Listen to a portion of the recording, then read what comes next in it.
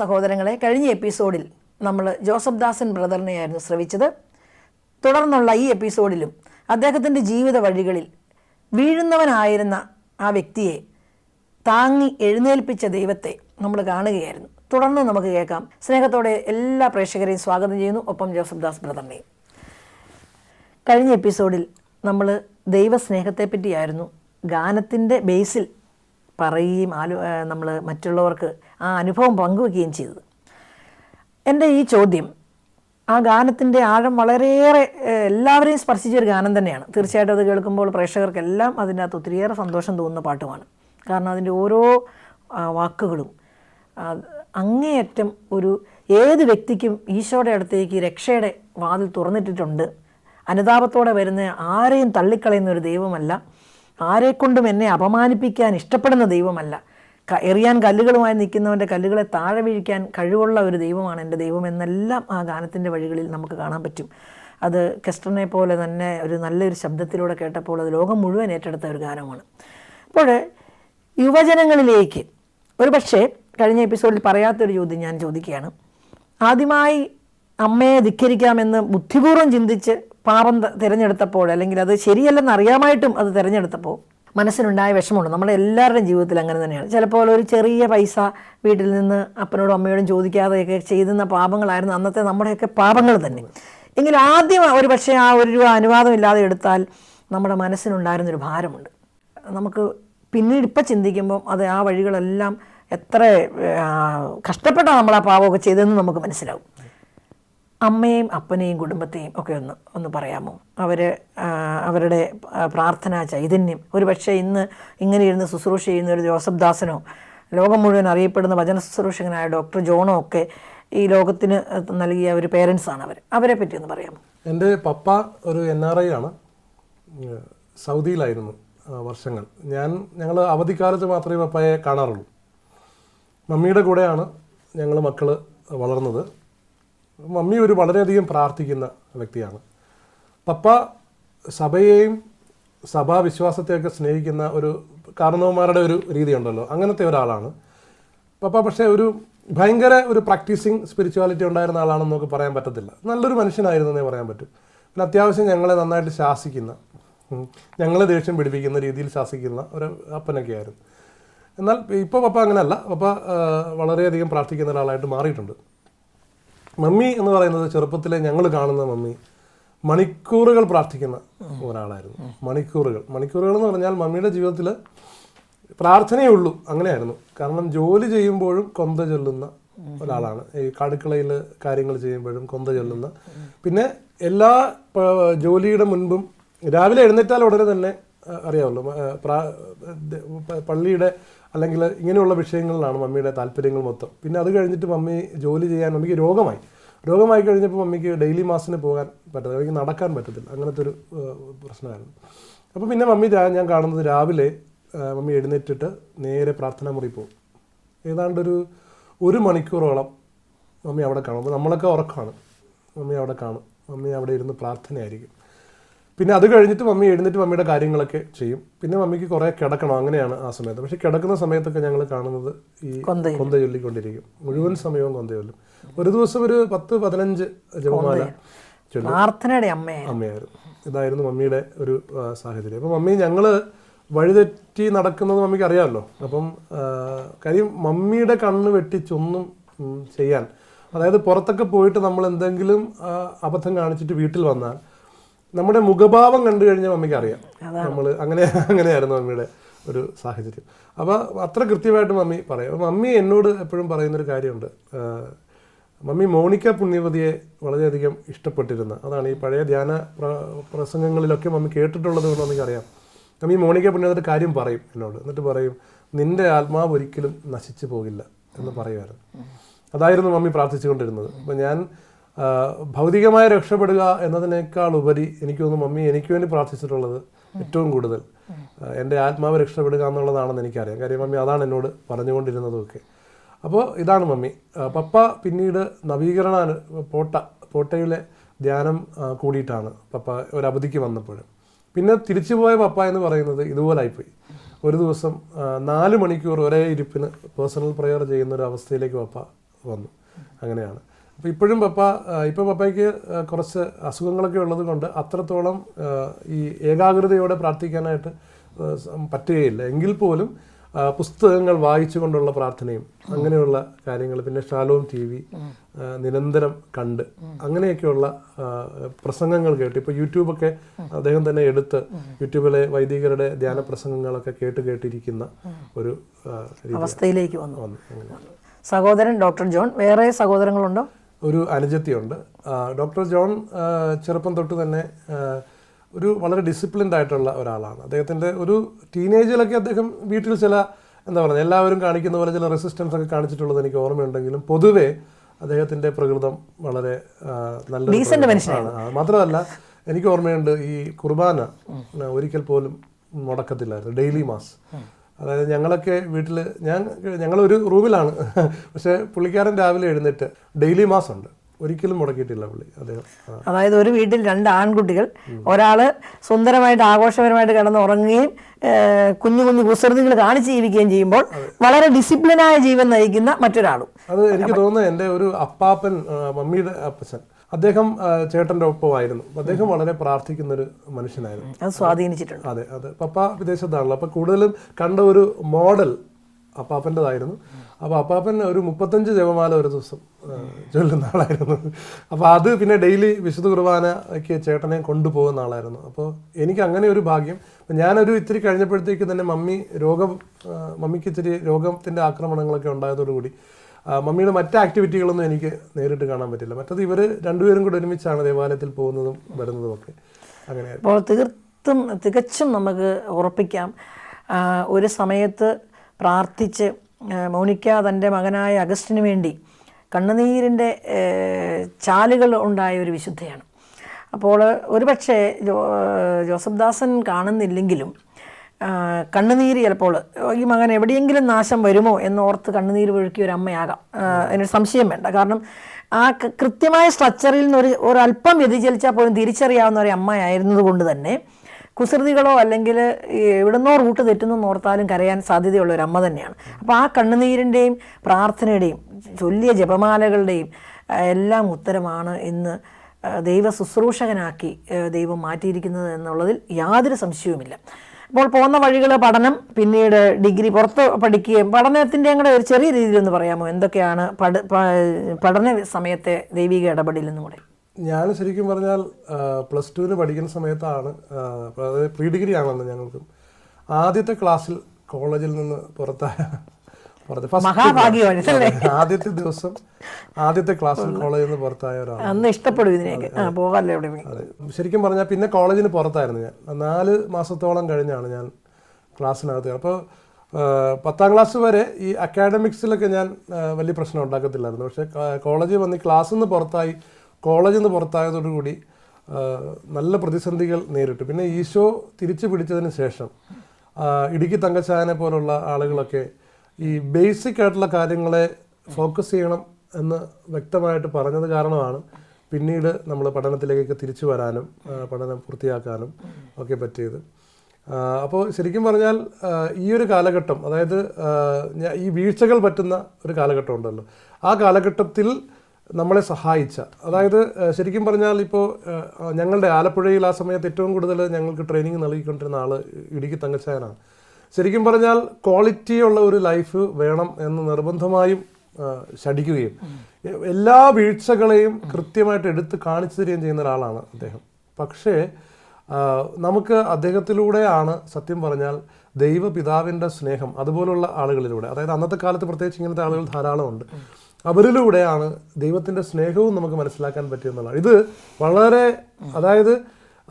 വളരെ ബാലൻസ്ഡ് ആയിരുന്നു. അതായത് വീഴാൻ പാടില്ല എന്നുള്ളത് കൃത്യമായിട്ടും എന്താണ് വീഴ്ചകൾ എന്നുള്ളത് കൃത്യമായിട്ട് അറിയുകയും അതേസമയം പിതാവിൻ്റെ സ്നേഹം ഇപ്പുറത്തുണ്ടെന്നും പിതാവിൻ്റെ സ്നേഹം, അതായത് ആന്തരിക സൗഖ്യമൊക്കെ ആ സമയത്താണ് നമ്മൾ പഠിക്കുന്നത്. അതായത് നമ്മൾ പാപം ചെയ്യുന്നത് പലപ്പോഴും നമ്മൾ ദൈവസ്നേഹം അന്വേഷിച്ചിട്ട് കിട്ടാതെ വരുമ്പോൾ, അല്ലെങ്കിൽ ദൈവസ്നേഹം നമ്മൾ തിരസ്കരിക്കുന്നത് അങ്ങനെയാണല്ലോ. നമ്മുടെ അന്ധതയാണ്. കർത്താവ് പറയുന്നത് വീഴുന്നത് നമുക്ക് കാണാതെ വരുമ്പോഴാണെന്നാണ്, കാഴ്ചയില്ലാത്തവൻ. ദൈവത്തിൻ്റെ സ്നേഹം നമുക്ക് കാണാതെ വരുമ്പോഴാണ് നമ്മൾ വീഴുന്നത്. അപ്പോൾ ഈ വീഴ്ച എന്താണ് എന്ന് കൃത്യമായിട്ട് നമുക്ക് പറഞ്ഞു തരികയാണ്. കുഴികൾ ഇതാണ്, ഇവിടെയാണ് കുഴികൾ ഉള്ളത്. പക്ഷെ ഒരിക്കലും ആ കുഴിയിൽ നിന്ന് കയറുക എന്നും കൂടെ മറുസൈഡും പറഞ്ഞു തരുവാണ്. അതാണ്. ഏത് മിടക്കനാണെങ്കിലും എപ്പോൾ വേണേലും താഴെ പോകാം, വീഴാം.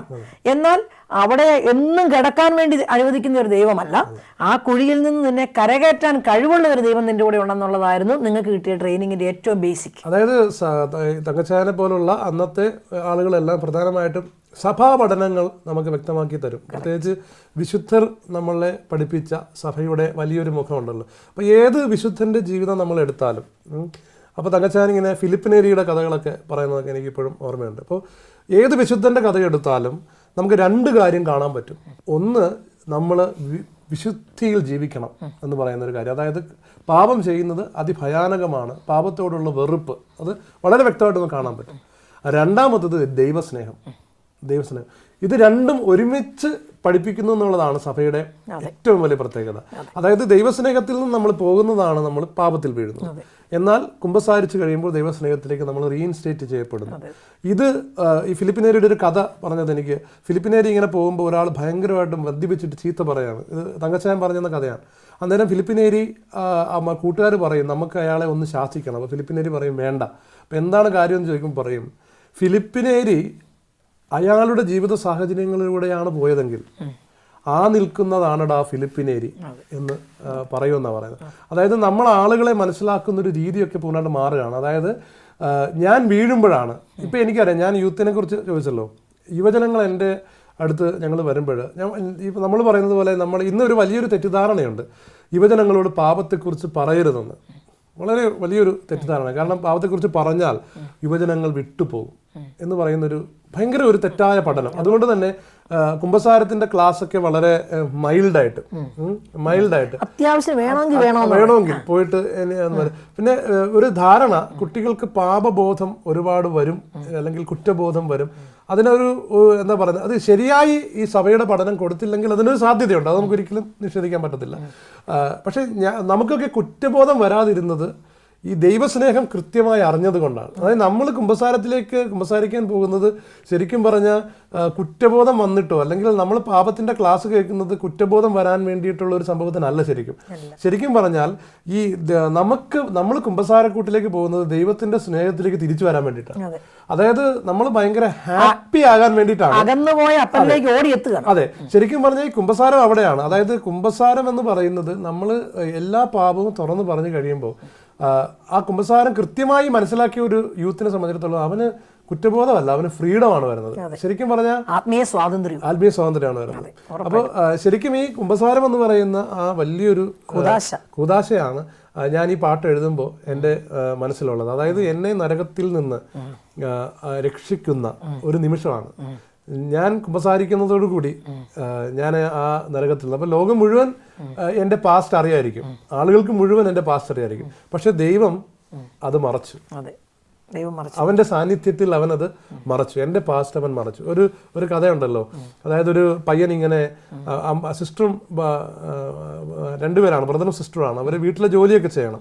അപ്പോൾ പറ്റിപ്പോയത് ഒരു സിസ്റ്ററിന് ഈ മോനൊരു അബദ്ധം പറ്റി. എന്നുവെച്ചാൽ അവന് ഒരു താറാവിനെ കൊന്നു. അപ്പോൾ അവൻ ഈ താറാവിനെ കുഴിച്ചിടും. അപ്പോൾ ഈ സഹോദരി ഇവനെ ഇത് വെച്ച് ചൂഷണം ചെയ്യും. അതായത് ഇത് അമ്മച്ചി എടുത്ത് പറഞ്ഞു കൊടുക്കുമെന്ന് പറഞ്ഞിട്ട് ഇവനെ ചൂഷണം ചെയ്യാം. അവനെ കൊണ്ട് അവളുടെ പണി എല്ലാം അവൾ ചെയ്യിക്കും. അവസാനം ഇവനെ ഇവനിങ്ങനെ വിഷമിച്ചിരിക്കുന്ന സമയത്ത് അമ്മ ഇവനെ കണ്ടിരിക്കുന്നു, നീ എന്തുകൊണ്ടാണ് ഇപ്പോൾ ഇത്രയും ദിവസമായിട്ട് വിഷമിച്ചിരിക്കുന്നത് ചോദിക്കുമ്പോൾ അവസാനം അമ്മ ചോദിച്ച് ഇവൻ സത്യം പറയുമ്പം അമ്മ പറയും, എടാ ഇത് നിനക്ക് എൻ്റെ അടുത്ത് നേരത്തെ വന്ന് പറയാൻ വയ്യായിരുന്നോ? ഞാനിത് അന്ന് കണ്ടിരുന്നു, മനസ്സിലായില്ലേ? ചേർത്ത് പിടിക്കുന്ന അമ്മയാണ്. അപ്പോൾ നീ എന്നോട് ഇത് പറഞ്ഞിരുന്നെങ്കിൽ ഈ സഹോദരി ശരിക്കും അത് പിശാചിന്റെ ഒരു പ്രതീകമാണ്, അല്ലെങ്കിൽ ലോകത്തിന്റെ ഒരു പ്രതീകമാണ് അതിനകത്ത്.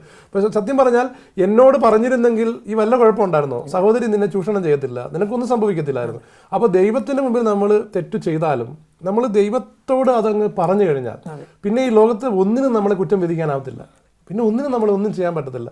അപ്പോൾ ഇതാണ് ശരിക്കും പറഞ്ഞാൽ ഈ കുമ്പസാരത്തിലൂടെ നമുക്ക് കിട്ടുന്നൊരു. ഇപ്പോൾ എനിക്കൊരു മറുചോദ്യമുണ്ട്. നമ്മളൊരു പാപം ചെയ്തു, ഉദാഹരണത്തിന് ഒരാളെ കൊന്നു, ദൈവത്തോട് പറഞ്ഞു, അപ്പോൾ ദൈവം ക്ഷമിച്ചു, പിന്നെ എനിക്ക് ഭയപ്പെടണ്ടേ? അത് അങ്ങനെ ഒരു ചോദ്യം എനിക്ക് ചോദിക്കാമല്ലോ. അല്ല, ഈ ലോകത്തിൽ നമ്മളൊരു തെറ്റ് ചെയ്തു കഴിഞ്ഞാൽ ഈ ലോകത്തിന്റെ ഒരു നിയമമുണ്ട്. അപ്പോൾ ദൈവം നമ്മളെ മോചിപ്പിച്ചു എങ്കിൽ പോലും ഈ ലോകത്തിന്റെ ആ ഒരു നീതി വ്യവസ്ഥയിലൂടെ ഞാൻ കടന്നു പോകണമെന്നത് തീർച്ചയായിട്ടും സത്യമാണ്. അതോടൊപ്പം തന്നെ നമുക്ക് ഇതിനെ വേണേൽ കൂട്ടിച്ചേർക്കാവുന്നത് ലഘുപാപങ്ങളും മാരകപാപവുമായിട്ട് തന്നെ കൃത്യമായി സഭ പറയുന്നുണ്ട്. ഇപ്പം നമ്മളൊരാൾ ഒരു കുഞ്ഞു കാര്യത്തിന് വേണ്ടി ഒരു നുണ പറഞ്ഞു, അത് ദൈവമേ എനിക്ക് അബദ്ധം പറ്റി നുണ പറഞ്ഞു എന്ന് പറയുമ്പോൾ ദൈവവും ക്ഷമിക്കാം, സമൂഹവും ക്ഷമിക്കാം. പക്ഷെ ഒരാളെ എൻ്റെ ജീവൻ എടുത്താൽ അതിൻ്റെ പാവത്തിൻ്റെ ഗൗരവം തന്നെ മാറുന്നു. അപ്പം ഓരോന്നും ചിന്തിക്കുകയും പഠിക്കുകയും മനസ്സിലാക്കുകയും ചെയ്യുമ്പോൾ അതിൻ്റെതായ പ്രത്യേകത ഓർക്കണം. ശരിക്കും ഞാനിത് യൂത്ത് ആയിരിക്കുമ്പോൾ ഒരുപാട് ചിന്തിച്ചൊരു കാര്യമാണ്. അപ്പം അതിനാണ് ശരിക്കും പറഞ്ഞാൽ ഇപ്പം ഇവിടുന്ന് ഒരാൾ ചിലപ്പോൾ പാപം ചെയ്തിട്ട് കുറ്റവാളി രക്ഷപ്പെട്ട സാഹചര്യങ്ങളുണ്ടല്ലോ, അവര് ചിലപ്പോൾ കുമ്പസാരിച്ചിട്ടുണ്ടാകും, പക്ഷെ ലോകത്തിന്റെ മുമ്പിൽ അവർ പിടികൊടുക്കാതെ രക്ഷപ്പെട്ടിട്ടുണ്ടാകാം. നമുക്കൊരിക്കലും പറയാൻ പറ്റത്തില്ല. അപ്പോൾ ഇപ്പൊ ഇന്ത്യയിൽ കുറ്റം ചെയ്ത ഒരാൾ ഇംഗ്ലണ്ടിൽ പോയി കുമ്പസാരിച്ചിട്ട് അയാൾ തിരിച്ചു വന്നു കഴിഞ്ഞാൽ ആരും അറിയത്ത് പോലുമില്ല. അങ്ങനെയൊക്കെ ഉണ്ട്. പക്ഷെ ഇയാള് പിന്നെ എപ്പോഴെങ്കിലും ഇവിടെ പിടിക്കാറില്ല. പക്ഷെ അയാളുടെ ചെയ്ത പ്രവൃത്തിയുടെ ഫലം അയാളിൽ നിന്ന് അയാൾ അതിൻ്റെ ഇത് നിറവേറ്റാതെ അയാളിൽ നിന്ന് പോകുന്നില്ല. അത് എങ്ങനെയാണെന്ന് പറഞ്ഞാൽ അവിടെയാണ് സഭ ഈ ശുദ്ധീകരണ സ്ഥലം എന്ന് പറയുന്ന പ്രോസസ്സ് നമുക്ക് വെച്ചേക്കുന്നത്. നമ്മൾ കുമ്പസാരിച്ചാലും ചില പ്രവൃത്തികളുടെ കാഠിന്യം ഈ പറഞ്ഞതുപോലെ അത് ഈ ശുദ്ധീകരണ സ്ഥലം എന്ന കൺസെപ്റ്റ് ഇല്ലെങ്കിൽ നമുക്കതൊരിക്കലും മനസ്സിലാക്കാൻ പറ്റില്ല. ശരിക്കും പറഞ്ഞാൽ സഭയുടെ ശ്രേഷ്ഠത.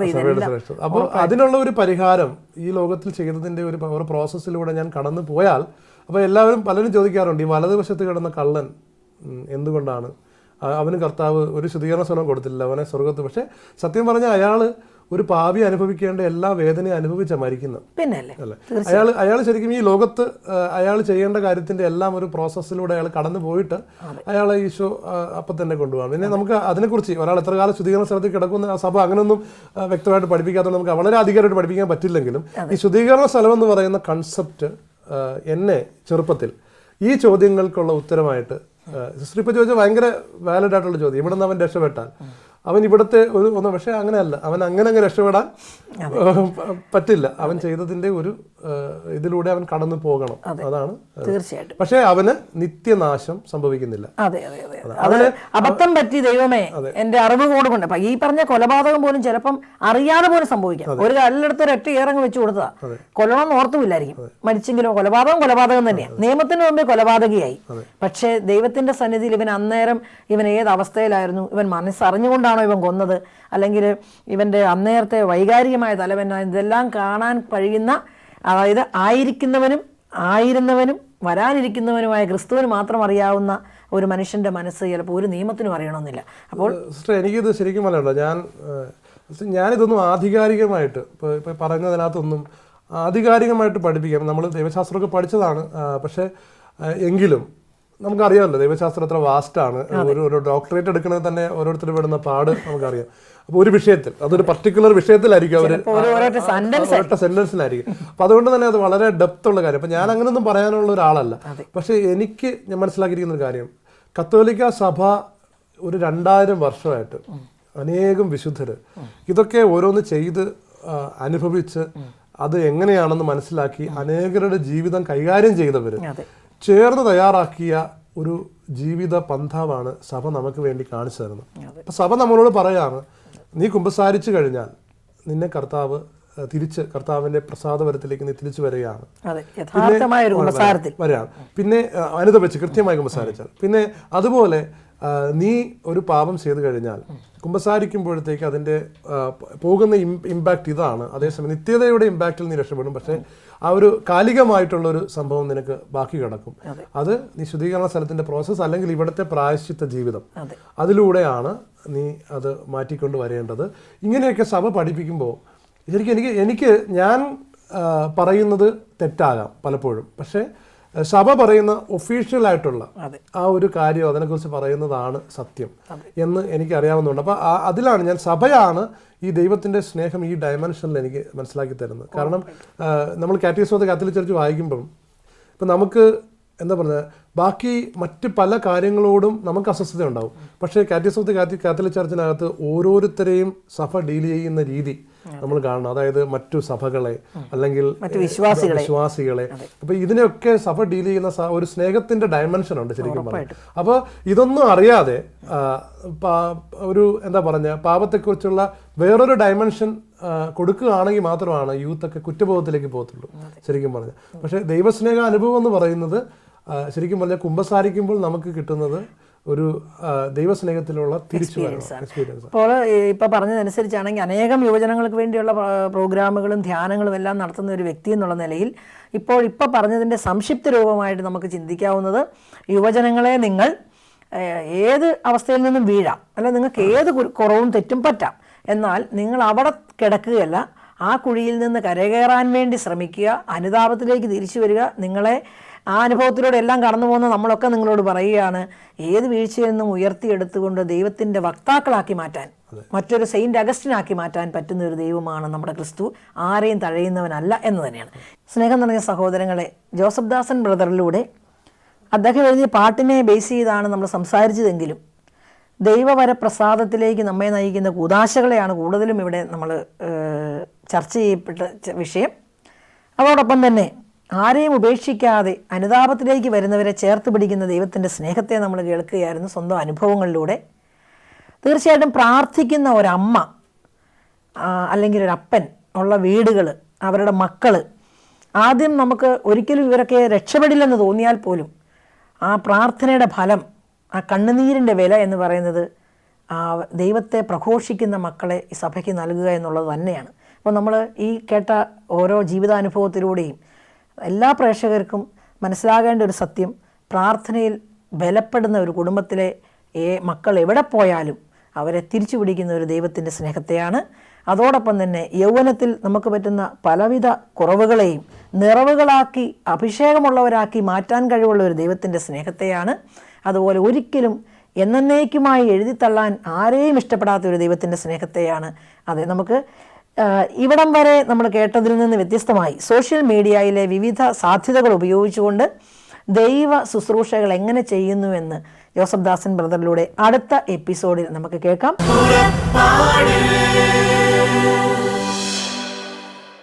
ഈ പ്രോഗ്രാമിനെ കുറിച്ചുള്ള നിങ്ങളുടെ വിലയേറിയ അഭിപ്രായങ്ങളും നിർദ്ദേശങ്ങളും ഇമെയിലിലൂടെ ഞങ്ങളെ അറിയിക്കുക. purappadu.uae@gmail.com. പരിശുദ്ധാത്മവരങ്ങളാലെന്നും ഹൃദയത്തിനകതാരു നിറയ്ക്കും യാത്ര.